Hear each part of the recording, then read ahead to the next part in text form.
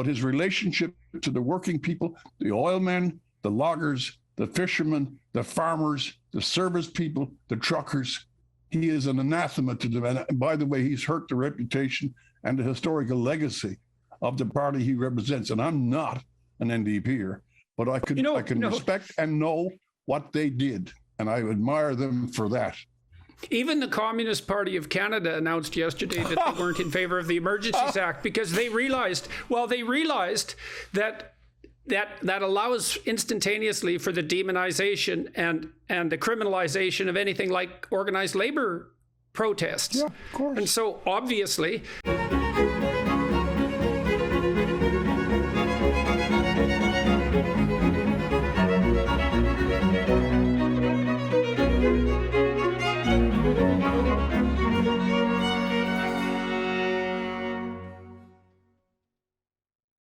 Hello, everyone. I'm here today with a man who needs no introduction to Canadians and increasingly less so to people watching an international audience, Mr. Rex Murphy, one of Canada's most revered and able journalists. And we're going to talk today about Canada and the Canadian government and try to get to the bottom of what's happening insofar as the two of us can manage that. So I thought maybe, Rex, I'd start with just some notes that I had on the pandemic, since it's in some ways at the bottom of current events in any case. So NPR announced on December 27th that Omicron could bring the worst surge of COVID yet in the US, and fast. But I was watching that, and that was after data had already come in from South Africa that was quite credible, suggesting that Omicron was much less deadly, although more transmissible than Delta. And it appears now that it's perhaps 90% less so. The current data, insofar as you can trust it, suggests that vaccines are approximately 35% effective against Omicron infection and perhaps 70% against hospitalization. So that's the reality of the pandemic. And I'll add one more thing and then turn it over to you for a minute. Well, that data has been making itself manifest over the last few months. Pandemic mandate restriction reductions have occurred in a variety of major countries, including Denmark, England, Sweden, Norway, Spain, and Italy, a relatively admirable set of countries, let's point out. And then also in the last 2 weeks in Canada, in Saskatchewan, Alberta, Quebec, Ontario, and PEI. And yet, our country is under the equivalent of, I think, martial law is not too extreme a term, and we're in worse shape politically, perhaps, than we've ever been. So you've had a vast experience watching the Canadian political scene forever. So what do you make of this? Well, first of all, it's very difficult to find a single sentence answer, and I'm not being cute. I've watched this stuff for what it's worth, me being the witness, from the days back in the 1950s. I'm an ancient old bastard. When Joey Smallwood was in many ways, a fairly tyrannical premier at the end of his days. And I thought I learned then as a teenager what overreach was like, and what, even in a minuscule circumstance like Newfoundland, it's not Russia or the United States, but nonetheless, when you get in charge, how you, over time, you attenuate or you lose or you diminish the few noble impulses that you may have come in with, and become completely obsessed with yourself. To go right to your question, however, it really is very difficult that after 2 years and very sporadically effective measures, don't take the mask, they'll hurt you, take the mask, ignoring the old age homes, the economic ruin that's going on.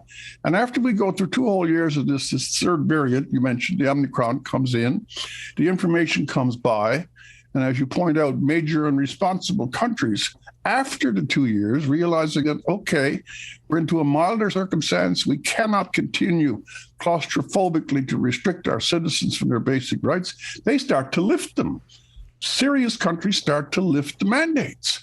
And so at the tail, and also, as you mentioned, some of the provinces in Canada. And at this point, a single group, the truckers, who for 2 years were going around delivering food and being regarded as heroes. They live, as people have pointed out, solitary lives. They're alone in their trucks. But after 2 years, at the very, very end, a core of those truckers, and it could be from principles of civil liberties. It could be because they believe that they've already had COVID and therefore they have immune. In other words, there's a whole host of rational reasons that some people would say, no, I have occupation and it's 2 years and all these things are going away. And instead, they're threatened. Their livelihoods are threatened. Their actual livelihoods. And then they I got to get this in. They make this point. They say to Ottawa, they say to their own politicians, why are you doing this? You know, we have worked like others have not worked. We have worked as hard as the medical staff. We have worked as hard as the grocery clerks. And we are the people bringing you the food and, by the way, the supplies for the hospitals. So of all the people to single out the working class trucker, and then they go across Canada in the middle of the winter. There's a week's warning, and here's the key: at no point did any substantial authority, backbencher, minister of finance, or prime minister send out either a delegation or himself and say, look, these guys and gals in these trucks are the heart and soul of this country. Come in and let's have a chat. We're Canadians. We talk about things. We have prided ourselves ever so much that we're so polite and we're so compromising. We say sorry when someone else hits us. So where did the ethic, the intrinsic ethic of the Canadian temperament disappear? And instead of saying, oh my God, what a joy it would be to talk to someone who's not in cabinet, to talk to someone who does a job, who has kept society functioning. If you guys have problems, I really want to speak to you because I'm your prime minister. And I'm also the prime minister of Canada. But no talk, none at all. And instead, this is the thing that really got my temper up. Instead, out of the blue, like some dark wizard, he comes down on them. They're racists. They're misogynists. They're only a small fringe, but they're taking up space, and we can't tolerate that.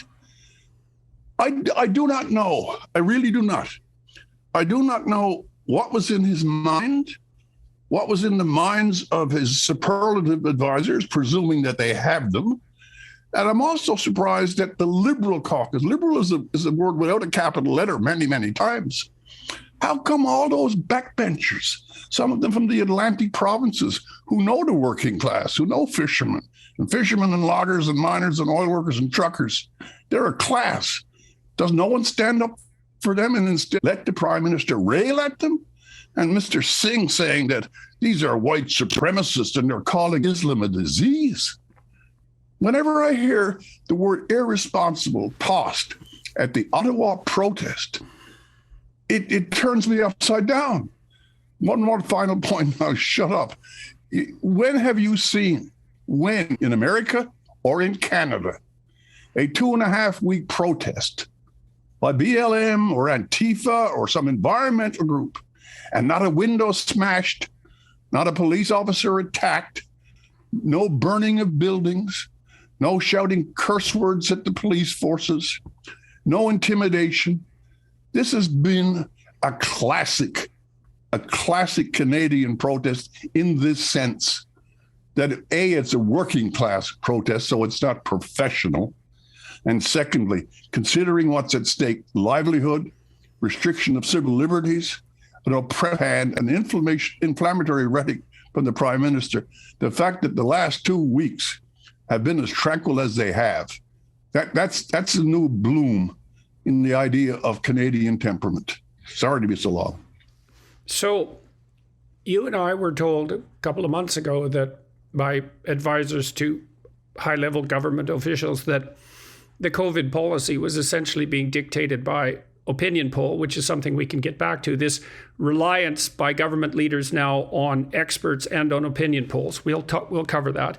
But we should also point out that although many countries in Europe had started to lift vaccine mandates, and that had been lifted in many states in the US, that none of that was occurring in Canada at all until the truckers started this protest.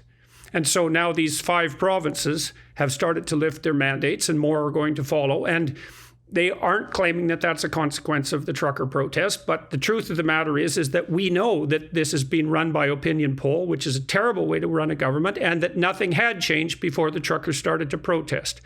And then we should also point out that we have an 86% vaccination rate in Canada. That's 1 dose vaccination anyways. And that no one with any sense would ever think that it would be possible to push vaccine rates above approximately 90%, because 10% of the population is not in the condition necessary even to comply often voluntarily with mandates. And so it's terrible naivety to assume that it can be pushed beyond that. And so let's go through a couple of issues. I'll just list them, and these are things we can discuss.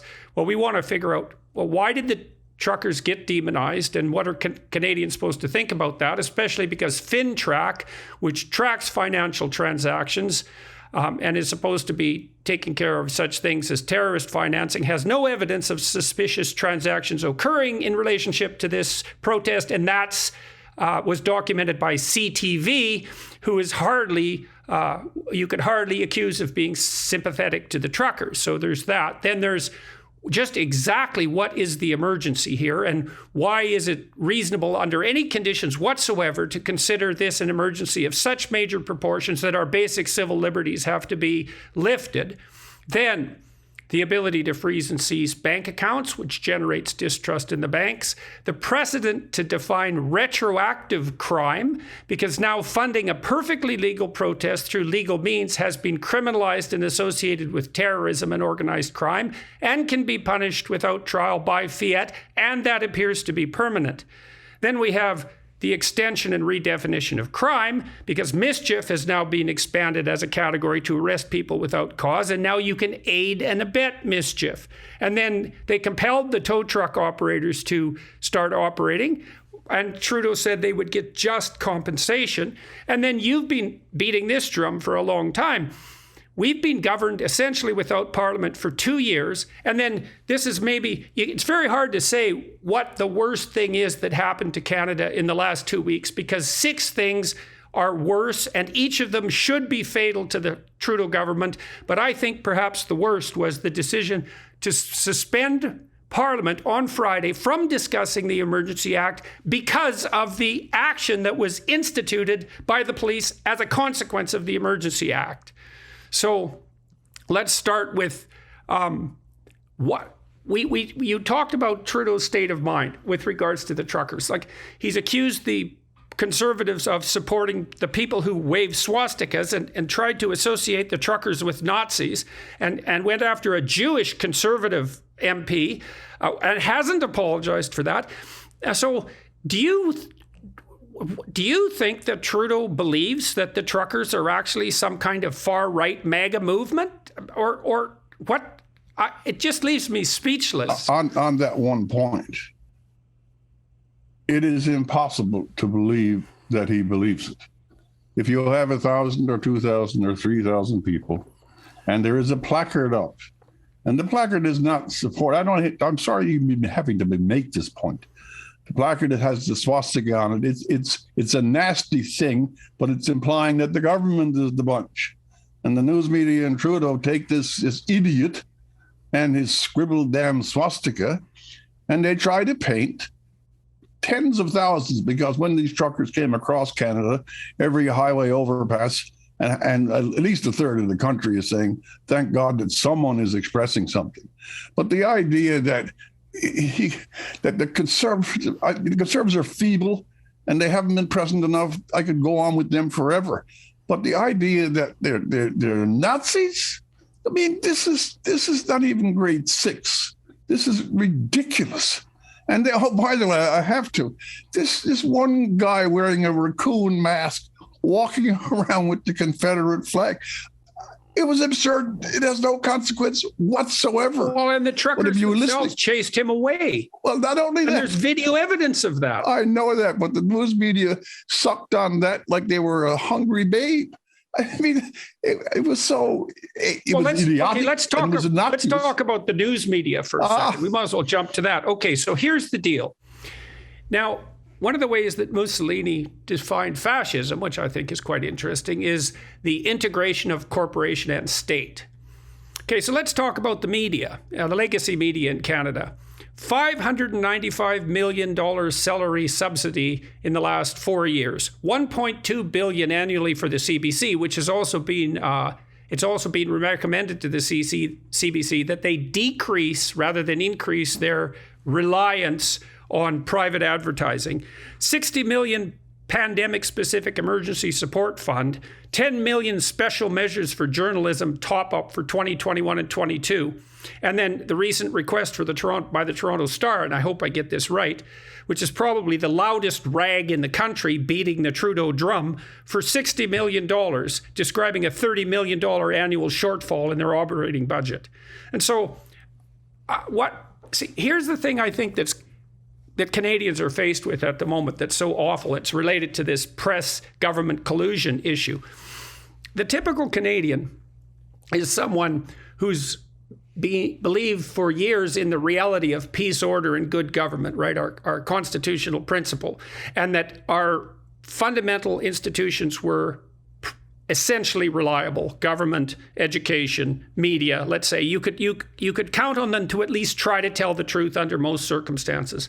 And so Trudeau now is facing them with a very difficult choice, which is you either believe that all of those institutions have become corrupt and unreliable in a profound and frightening way, and that now includes the banks, or you can believe that there's a handful of protesters who have far-right ties and can be justly demonized. And I suspect for most Canadians, for many Canadians, it's easier to believe the latter, especially when that's what the Prime Minister and his cronies are saying, than the former, even though, unfortunately, and I say this as someone with a fair bit of respect for fundamental institutions and wish that they would operate properly, unfortunately, the former has proved itself, perhaps in the last 2 weeks, to be far more true than even the most cautious of us and worried of us might have predicted even a month ago.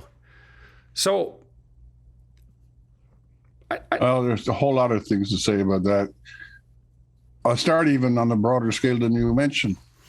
Anybody who is not a partisan and who hasn't got some infectious radical ideas about one side of the spectrum or the other. In other words, someone who is reasonable, balanced, probably switches back and forth between Tory and Liberal or Republican and Democrat.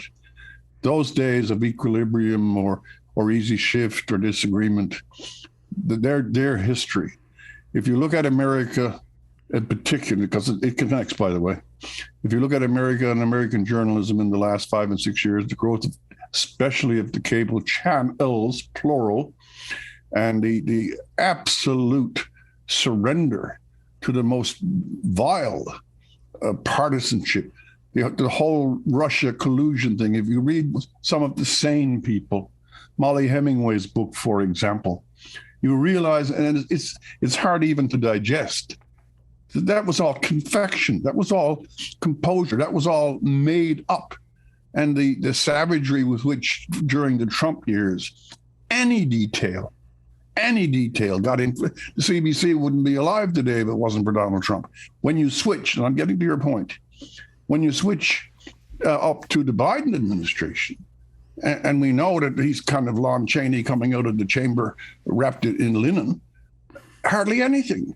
The huge scandals that are going on, the Durham Commission down in the States right now, that's not even getting reported. Much like, now I will switch, up here in Canada on the very day that the Stallions were going into Parliament Hill, you had the Coastal GasLink, the attack by 20 masked people with axes who threatened people in the cabs of their trucks.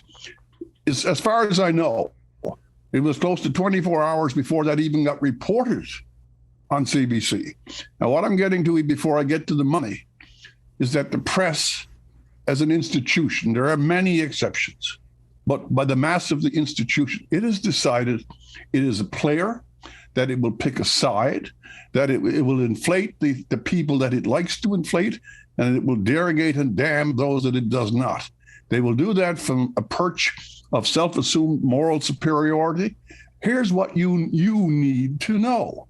They have forgotten that their audience has intelligence and dignity, and they really think that it's more or less a cooperative movement between the elites of government bureaucracy, the university, and the press.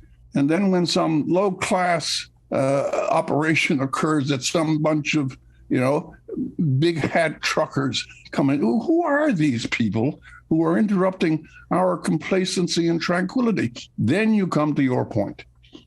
It would have been impossible 50 years ago for any institutional press to say, oh, by the way, we see ourselves as opposition. But that's what a press is. It inquires, it pushes, it tests.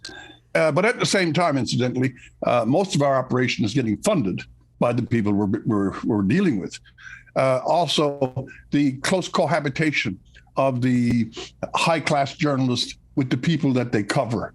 The sociability of Ottawa is one of the most corrosive things to a free press that we ever knew. But I will tell you this, it doesn't show up on the newscast very often. But when you talk to what I'll call the guy in the street, they know that $600 million goes to the press. They are not watching anymore.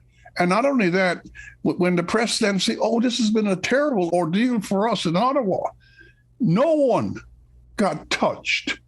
They have been putting up with this condescension, dismissal, their yobs, their louts, they're taking up space, they shouldn't be tolerated. Who is this they?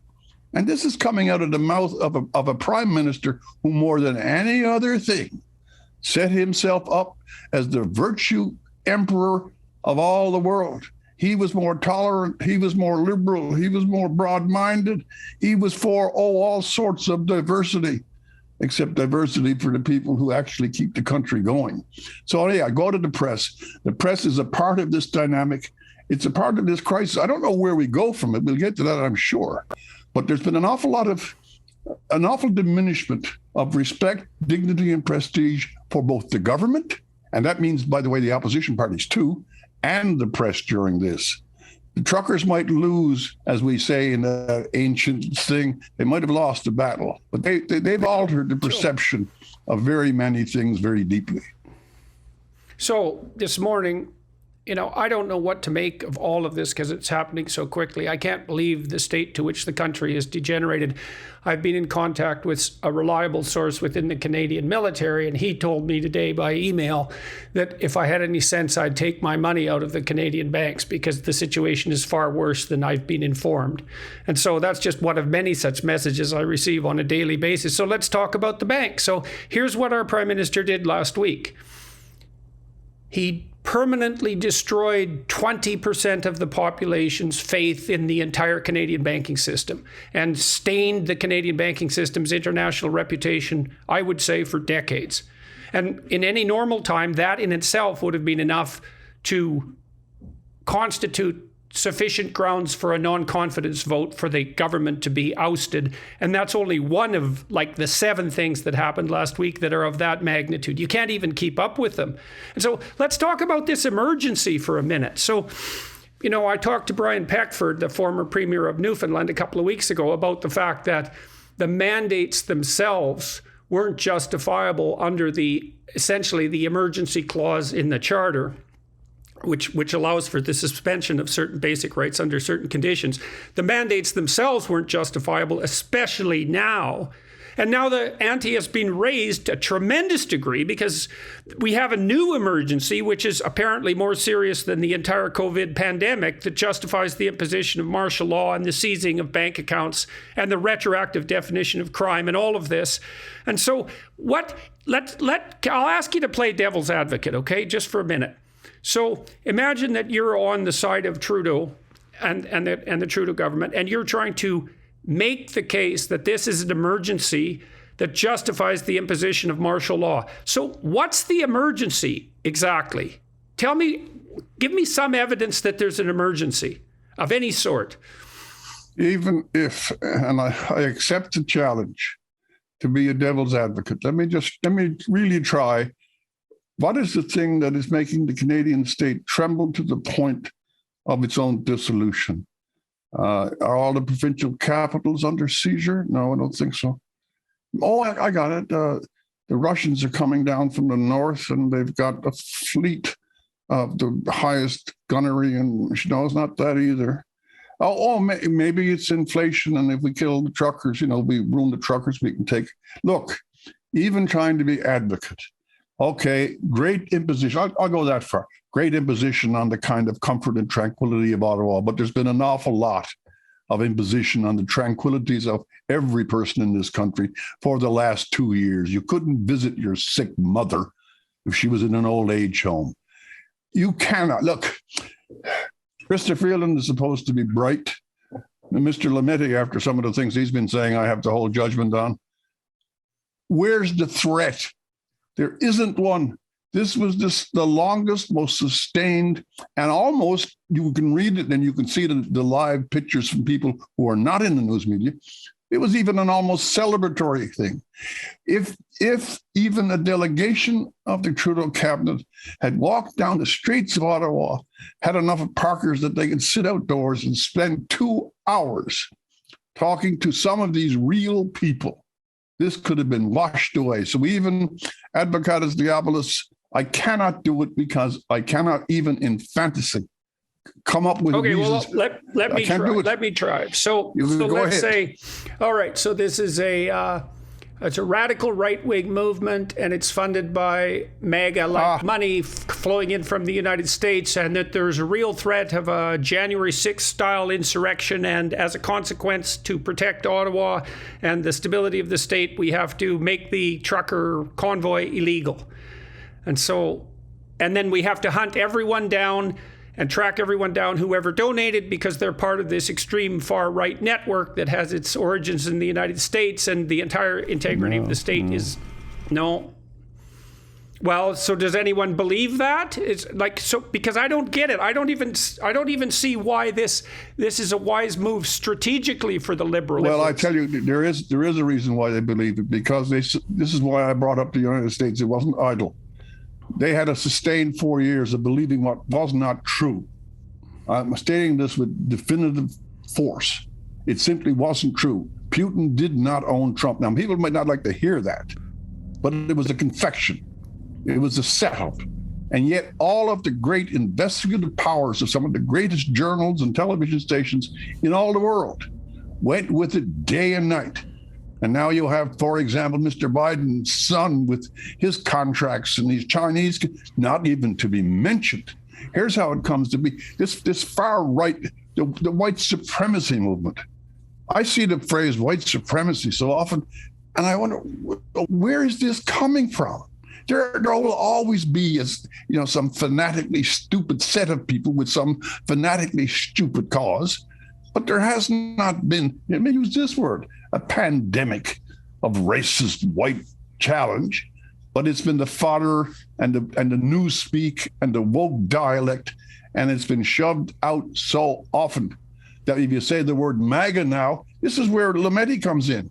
He said, if you're pro-Trumpian, I can go down to Newfoundland and go from Port aux Basques to St. John's and then up to St. Anthony, and I will not meet anyone who is pro-Trumpian.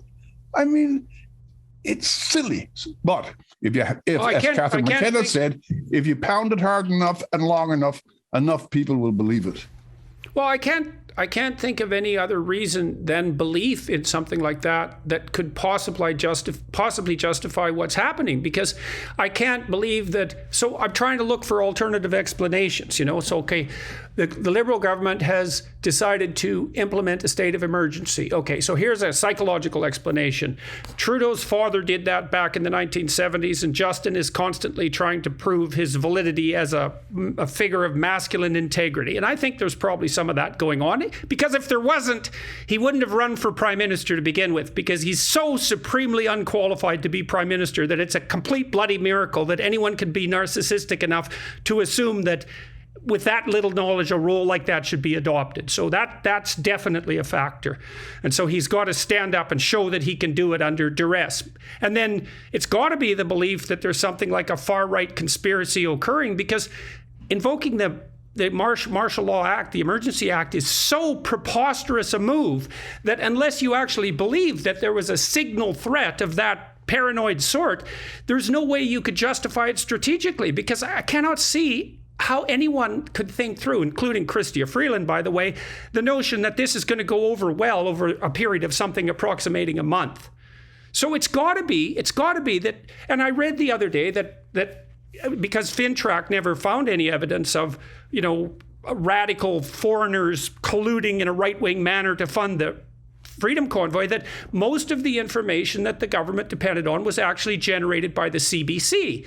And so then we have this feedback loop, right? Well, there's that, yeah, and that's a whole other bloody insane catastrophe, that funding site was hacked by a crazy activist, and then that information was distributed, and that distribution of stolen information is technically illegal, and the media jumped on that, and the government capitalized on it, and it's got to be that they believe their own press. And that's so interesting, because they bought the press and paid them to tell them what they wanted to hear, and now they believe it and justify their policy as a consequence of that.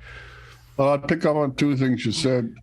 If there is some sort of dynamic of equating with the achievements of the father, the only thing I'll say about that, you're the psychologist, is that in 1967, there was a very sweet man. I only read of him, but I heard enough people, who was a cabinet minister, Pierre Laporte. There was an English ambassador. Boris Laporte ends up in the trunk of a car having been shot. There were all sorts of various actions by the FLQ that certainly generated a justified anxiety. And then I won't go into detail because younger people wouldn't remember any of this stuff, but there was some talk among the great French-Canadian leadership, Mr. Claude Ryan at the Debar, that we may have to step in. But what I'm trying to say, and not very well, is that at least there was a portion of actual deed in action, a horrific murder, touches of something very close to or equal to real terror when Pierre Trudeau hauled it down. The second thing, in the context of an actual separatist movement that genuinely posed a threat to the integrity of the and in the context also of like movements like the Weather Underground in the States that were blowing up post offices and shooting people. It was also a time when this paranoia, anxiety was alert, and that the hardest leftist people were starting to think of themselves as guerrillas in the New World Order. The other thing was, and this is very important, the news clip is available. I don't know, I can't remember the name of the journalist, but on the day that Pierre Trudeau brought in the War Measures Act, which was the big thing, he was stopped by some reporter. I presume he was going in, but it doesn't matter.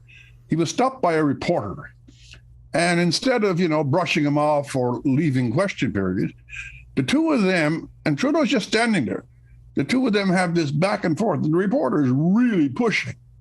And Trudeau, give him all the credit in the world. He's pushing just as hard and almost nasty. Weak-kneed liberals was one of the phrases that he used.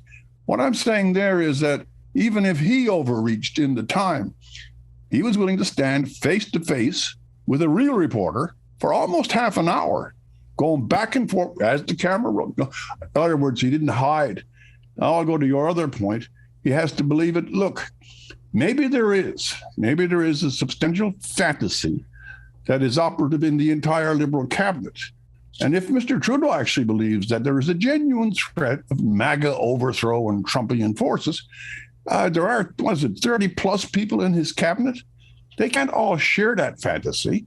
And if we have 30 people elevated to the highest offices, how else do you account for what they're doing? Because strategically, it's a bloody disaster.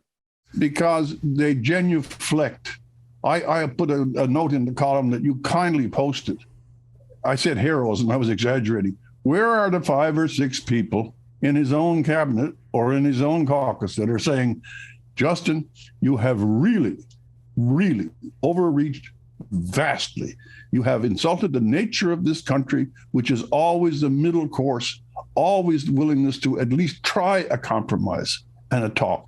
And you've introduced false drama, and that's my explanation. Mm-hmm. Maybe the melodramatic idea of a great national emergency that will flare across the world. Maybe he saw himself as a hero, but if you're following the international press, we're getting a real beating. And happy days or sunny days are not here again. Okay, so let's go back to Pierre Trudeau for a moment. I mean, I thought the imposition of the War Measures Act was uncalled for because I was just as afraid of the federal government as I was of the FLQ, let's say. But I think you could have had a debate about that. But let's look at what the NDP did then. Okay, because let's talk about the NDP and Jagmeet Singh.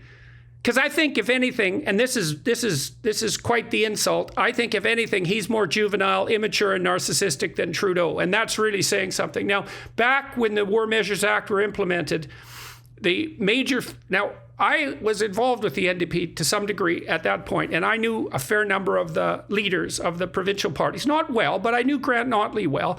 And a lot of those people had come up through the labor union movement, genuinely, and were actually concerned about the working class. And I'm not saying that about all the socialists, but a high proportion of their leaders were genuinely concerned with the well-being of the working class, labor union types.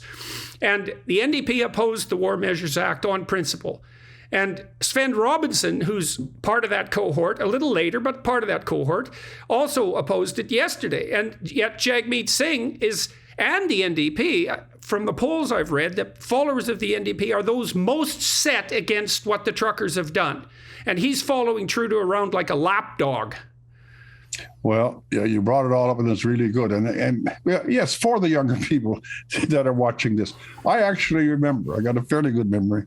I remember Tommy Douglas, and when Trudeau brought down the War Measures Act, at least in English Canada, I mean, it swept. It had a lot of visceral and immediate approval. Maybe because this in Quebec. Never mind the reasons. It was a winner in the majority of circumstances. But Tommy Douglas was from out west. Remember? Tommy Douglas, he braved against that particular wind. He took a hard stand, and he was not, I won't say alone, but he was very close to being isolated, yet he stood up. Here's a maxim for you. He's the most admired man in Canadian history, by the way, Tommy Douglas, right? There was a poll a couple of years ago, or maybe the CBC ran it, which makes it suspect. But of all the people listed, Tommy Douglas was listed as the most admired political figure in Canadian history. So, but here was the thing, though. He understood one thing about government, that if a government goes to its greatest extremes and reaches for powers that are normally not accessible, that is the precise moment that the opposition brings itself to its fullest possible energy, even if the government is right. When they are reaching for ultimate and overriding civil liberties, then you have to, it is your duty to stand up and test it again and again and challenge it and exert the greatest pressure.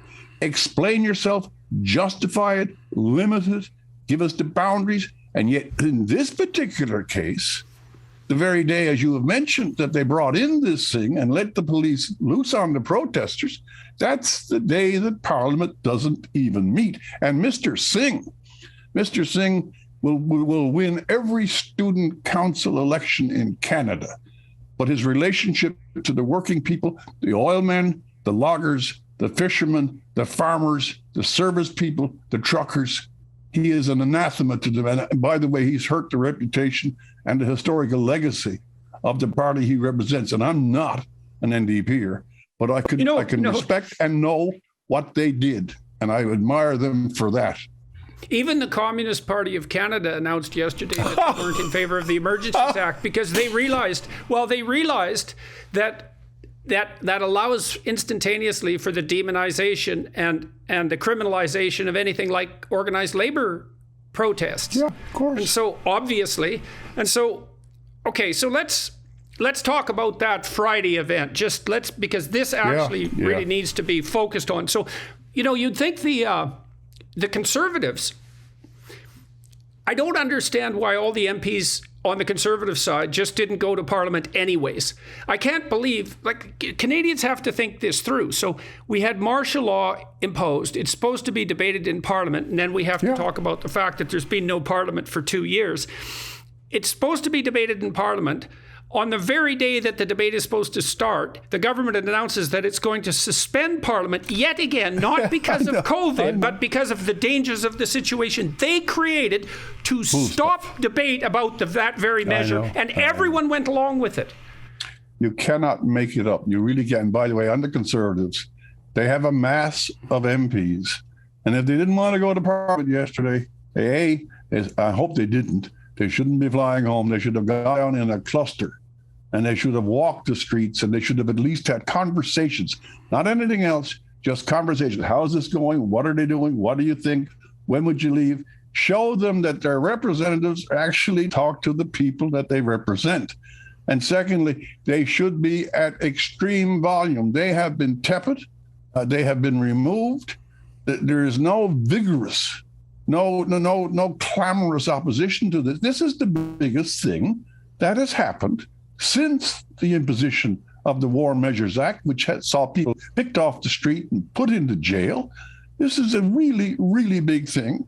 It's possibly going to deepen the cleavages we already have in this country to a very, very high point. It's a dismissal again of a majority of people who are out west. Canada is not Ontario and Quebec, however wonderful those provinces are. But it's becoming some sort of, if you're not woke and you're not in the laptop class, and if you're not professionally insulated from all the pressures of COVID, if you can ride around easily, you're in one world. And if those who keep the country functioning, who fix the water mains, who deliver the goods, if they start to feel the pressure and say to their government, we want some hearing, oh, well, they're radicals, they're hypocrites, they're Islamophobes, they're misogynists, and also, of course, they're probably bunching up to being Trump terrorists. And of course, naturally, they're racists. Have you looked at the crowds that were in Ottawa? Did that seem white supreme to you?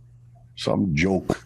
Okay, so let's talk about the preconditions for the occurrence of suspending Parliament on Friday. Now, because that's absolutely scandalous, and it should have been front page news on any reliable newspaper across the entire country because it's so utterly catastrophic. But you've been beating the warning drums about the suspension of Parliament for the last 2 years. And so let's go into that. First of all, it is not clear at all that there's any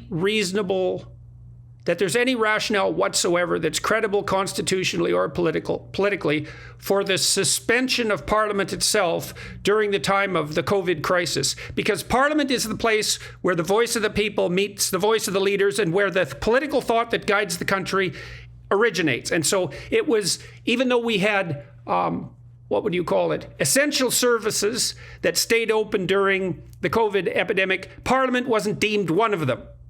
So Parliament is now not an essential service. Okay, so now we've been trained in some sense or become accustomed to the fact that government can occur in this country in the absence of Parliament. So I would like you to elaborate on that. Because you've been very glad you brought that up, because this is another thought that has occurred to me. I was wondering, because of all the kinds of questions you already asked, what justified this? What's the big emergency, etc. Well, I trace it back to the beginning. Once COVID came, this kind of lazy and distasteful of oversight government, I think that's a fair thing to say.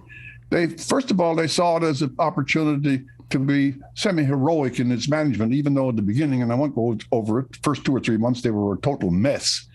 But they found it as also a very convenient thing that they don't like question periods. They don't like accountability. They're not getting much force from the press, that they could walk away from that. Then you had this situation where even something so mighty as a national budget, they asked originally for 2 years. No budget not for to have 1 year, right?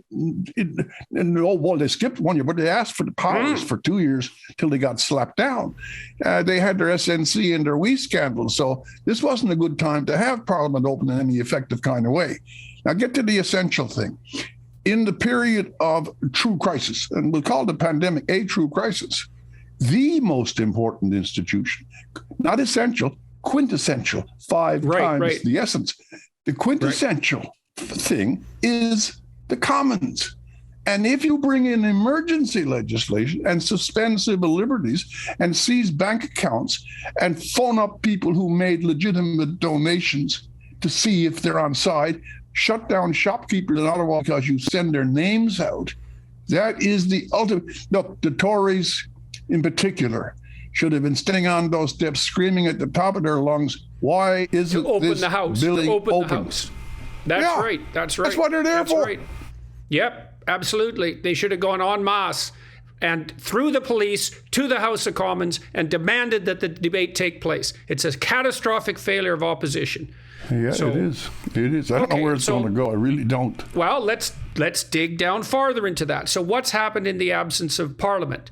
3 things, I would say, or 4 things. One is the abdication of executive and legislative responsibility to hypothetical experts, so all on the public health side. So follow the science, follow the experts. It's like there's no clear pathway from medical facts to valid policy. The only pathway from facts to policy is through Parliament, through the executive branch and the executive operations and the legislative operations, thinking through the problems in public, in the House of Commons and in the provincial parliaments. Yeah. That's the pathway, not from the bloody science to the outcome, ever. So they could devolve all the responsibilities onto medical experts and claim compassion and wisdom in doing so and demonize people for not following the science. Yep. So that's number one. It's like, so now it's government by fiat and government by experts and the unit and the restriction of what constitutes appropriate lawmaking to one dimension, which is putative public health conceived of in an extraordinarily narrow sense without debate. And then the next thing, and you and I have talked about this a fair bit in private, is the fact that all these bloody governments, including the provincial governments in Canada, have started to rely on nothing but opinion polls as a means of sampling what the public thinks. And I'd like to go into that psychologically for a moment. You know, Canadians now simultaneously, according to the polls, don't want the mandates and don't support the truckers. Now, it doesn't take a bloody genius to notice that those 2 things are at odds to one another. And so you might think, well, how clueless is the public? And that's not the right conclusion. The right conclusion is, how stupid are we to rely on opinion polls? Because it's extraordinarily difficult to sample what the public thinks. And the reason we have institutions like Parliament, in fact, the actual reason we have institutions like Parliament is because that's a much better method of determining over a long period and in a sustained way what the public thinks when they're thinking carefully over multiple weeks, when many of them are together discussing, and when all of that's organized into something approximating a free political system. Opinion polls subvert all of that. Not only that, here's another point that builds completely on what you just said. One of the functions, as old as there is a parliament, and especially the mother of all parliaments, of having these great, vast parliamentary reform bill of 1832, is that the debate itself is an agency of the establishment of public opinion. And if you don't have the arguments and the debate, then opinion has no way to fashion itself or to respond to or to modify previous positions. You don't take a static, by the way, these polls are also highly suspect, but need that be? Highly methodologically suspect in like well, 10 not only methodologically, methodologically, I think, and I'll say it out loud, I think some of them are partisan. But I go back to Parliament. If you cannot have a discussion in the parliamentary chamber of bringing in the most serious piece of legislation that we've seen, as you said, in 50 years, what is the point of Parliament? What is it? I can't get it. Well, it's an impediment. Okay, so we can talk about that. It's an impediment to what exactly? So let's go down deeper into Trudeau's motivation. So both Chrystia Freeland and Trudeau are integrally associated with the World Economic Forum. And there's a globalist agenda. This sounds like right-wing propaganda, I suppose, but there is a globalist elite agenda that is aimed at severely modifying the manner in which our fundamental institutions operate under the, what would you call, the impetus of yet another crisis, which is the hypothetical climate crisis. And I'm an admirer of Bjorn Lomborg. I think he's done the best work on this matter, all things considered, methodologically. He's got the best methodology for determining how to analyze what steps should be taken to deal with environmental concerns. I'm not going to call them emergencies. He's documented it very carefully, and I defy anyone on the climate catastrophe side to show evidence of a methodology more sophisticated than Bjorn Lomborg's in terms of analyzing an actual pathway forward that isn't merely apocalyptic neuroticism and the desire for totalitarian control. And so that's all lurking in the background. And that's also pulling the country apart in all sorts of ways, and it's underneath events like the fact that this attack occurred in northern BC the other day on the project Coastal designed GasLink. the Coastal GasLink. Exactly. That's part of the attempt to ensure that we all have cheap, reliable energy as we move forward into the future.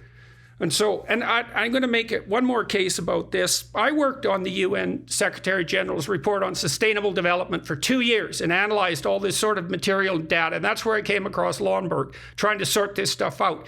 And one of the things I learned from doing that was really heartening to me and also kind of catastrophically emotion-provoking was that if you look deeply into the data from as many different perspectives as you could manage, let's say with an open heart, the conclusion that you would derive is that the faster we can get cheap energy to the world's poor people, and the cheaper that energy is, and that's mostly going to be fossil fuels, especially natural gas, if we can do it right, the faster we're going to move towards clean energy in general, the richer people are going to get, and the more sustainable environmental movement we can have in the future. We make the poorest people rich by giving them access to cheap energy, mostly facilitated by fossil fuel. That's the best possible move forward for the planet and for those who are absolutely poor.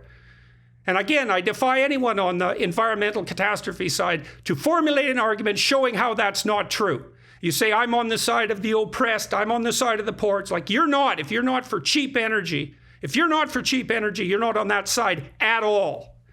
And so, this bloody moralistic posturing is enough to drive you to distraction. Well, the analysis of the energy movement, I mean, it is so patrician and so patronizing. And so, by the way, it has 100% support from every possible major media. But it is a craze. And by the way, we just put in over $500 billion of a deficit, over $1 trillion of a debt. Oil is now ramping up to $80 or $100 a barrel. And the Canadian government has seized Alberta, built a concrete wall around it, and the greatest natural resource we have is frozen. Here's one for you. Maybe the emergencies that we're seeing this week, I don't know. Maybe this is one way of forestalling the knowledge that they have gutted. At a time of inflation, after 2 years of economic disaster, the one source of wealth that we have, they've closed it down. There's definitely a moral hazard there, Rex, is that, there's nothing more psychologically attractive than a false crisis to divert attention from a real crisis. And, I've been talking with people who are in the economic know in a very profound manner and who've demonstrated that in a variety of different ways. And one of the facts that was pointed out to me rather forcefully over the last month was that over the last 15 years, Canada's gross domestic product per capita has remained relatively constant at $43,000, while the Americans has moved from approximately that to $65,000.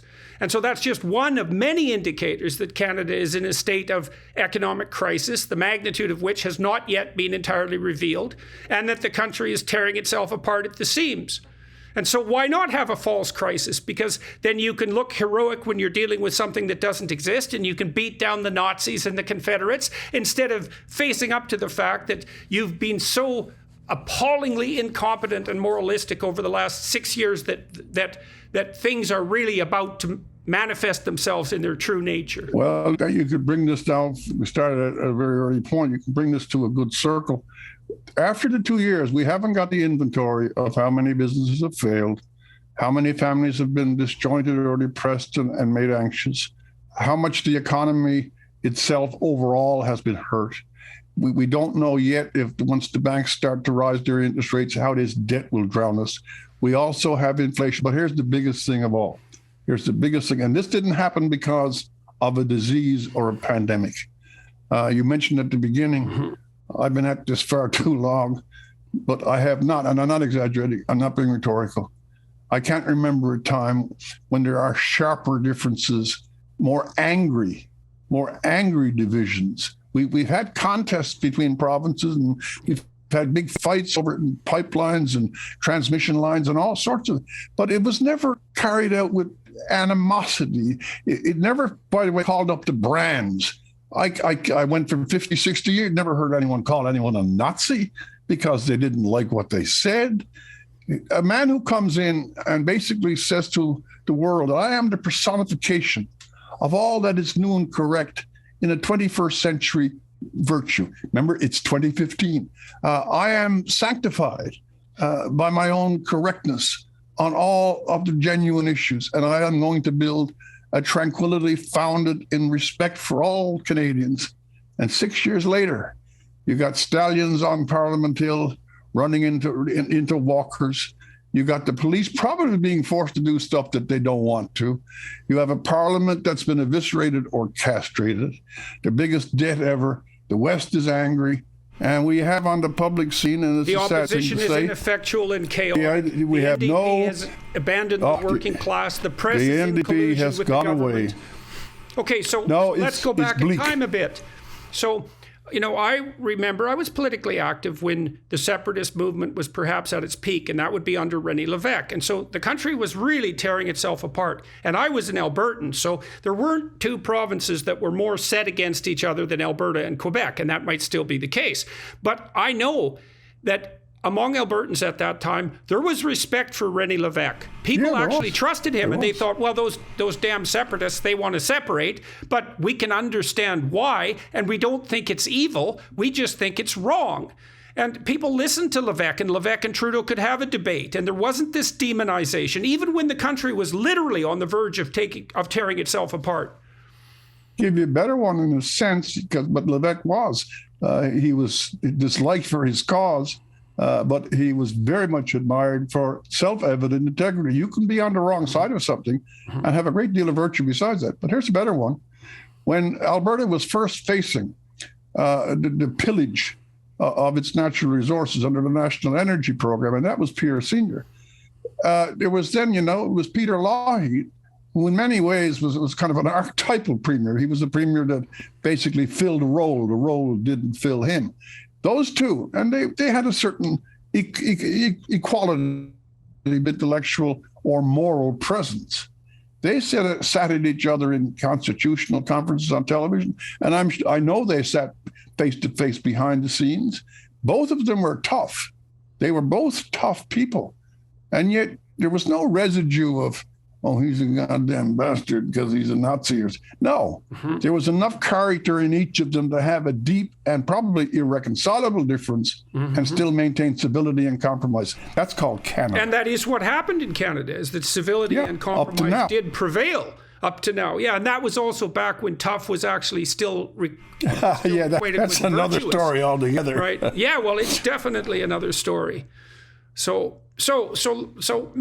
maybe I'll just review this again just so that everybody knows. So here's what Canadians are being asked for. They're asked to decide whether these truckers are a reprehensible bunch of foreign-funded Nazi insurrectionists, or whether the entire governing structure in Canada and the press that reports on it has become corrupt in a, what would you say, an historically unmatched manner. And so that's a tough choice, Canadians, but the first part of that isn't true, and the second part, unfortunately, is. And you can tell that not least by the fact that Parliament has essentially been abrogated over the last 2 years, and more particularly on Friday, and that we now have retroactive crime in this country and the seizure of bank accounts. And so this is all occurring when the pandemic is not only coming to a halt on technical grounds, but when many countries around the world are lifting mandates which would not have been lifted in Canada unless the truckers had protested.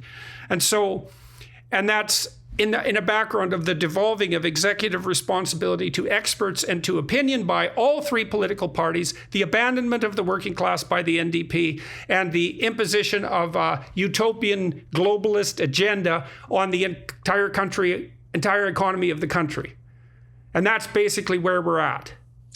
And I don't think I can put a footnote on that. I'd say one or two things. I'm laughing, but I'm not. This is a sad, sad mess. And I'll tell you this for sure. that in the immediate future, in the next 12 months, we're going to hear so many ramifications out of this. We've done a great injury that may not be easily repaired over time. And that's the biggest worry of all. It isn't the convoy and it isn't declaring it a protest. It's the nature of the country and the harmony that once it knew. Thank you, Jordan. Yep. Thanks, Rex. Unprecedented times in our country, and what a bloody catastrophe that is. And no, I've not been an admirer of Trudeau since he decided, inappropriately in my mind, to run for office despite lacking all the necessary qualifications for doing so, except the unearned fame of his name. But having said all that, that doesn't mean I wish that he would reside over the destruction of the country as evidence of his incompetence. And I guess I would also say, maybe I'll ask you this too, I cannot see how his government can survive the next month. What do you think? What's your prediction? I am much more pessimistic than you. We have to see, because this is in the middle. This is extremely dynamic. I wrote their little tiny thing. We had Mr. Trudeau knew what he was doing when he called the election earlier last year. This is an issue, but we won't see an election on it. Mr. Singh, as you pointed out, has become the tattered tail of a not very noble kite. And the funny thing that the Separatist Party in Quebec is actually opposing this. The greatest Canadians in Parliament are the Separatists. No, I'm laughing, but I'm not. I think it's a sad time. Yes. It's a sad time. It's a serious time. Well, this is what I'd like to say in conclusion, really, because I haven't been that specific. There were a lot of those men and women that came for 2 or 3 whole weeks. They were showing a good spirit, and they had their parties. But you know this was hard. They had to spend the money. They got their money seized by the government. They're out there being mocked by the majority of the Canadian press. They don't want to be 3 months in January and February squatting in a truck in front of a Parliament building in the middle of a media storm. So you know something? Now they got the long drive back, and they have been booted out of their national capital. I just say to them, if they listen to you and me on this particular thing, I think you did good stuff, and I think you deserve a hell of a lot more support. Thank God for the working class. Yeah, the working class is what keeps the country working. And thanks for your time, Jordan. Thanks for talking to me, Rex. Talk again soon, man.